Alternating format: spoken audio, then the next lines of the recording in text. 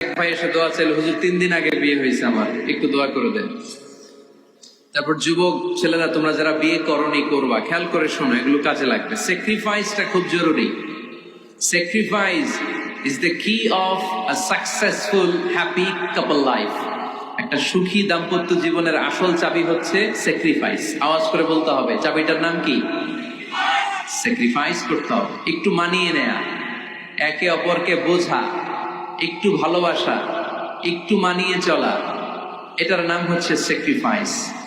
একে অপরকে বোঝার চেষ্টা করা, একটু মানিয়ে চলার চেষ্টা করা, একটু ভালো লাগা, একটু ভালোবাসা, সুখ দুঃখ ভাগাভাগি করে মিলেমিশে একাকার হয়ে যাওয়া, এটার নামই দাম্পত্য জীবন, ঠিক কিনা?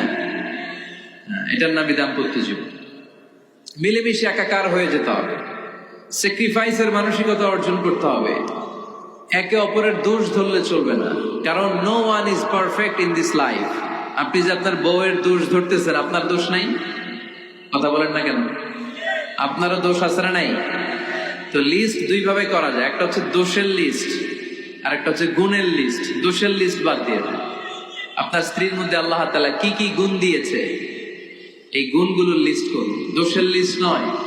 দাম্পত্য জীবনটাই এমন, কখনো ঝগড়া, কখনো হাসাহাসি, কখনো মেঘ, কখনো বৃষ্টি, আছে না নাই? হয় না এরকম? আপস এন্ড ডাউনস, মাঝে মাঝে একটু ঝগড়া, মাঝে মাঝে আবার ভালোবাসা, আবার খুনসুটি, এগুলো মিলেমিশে একাকার করে স্যাক্রিফাইস দিয়ে একে অপরকে জয় করে নিতে হয়। কারণ no one is perfect in this world. এই পৃথিবীতে কেউই পারফেক্ট না। আপনি আপনার বউয়ের দোষ খুঁজলে আপনারও দোষ আছে না নাই?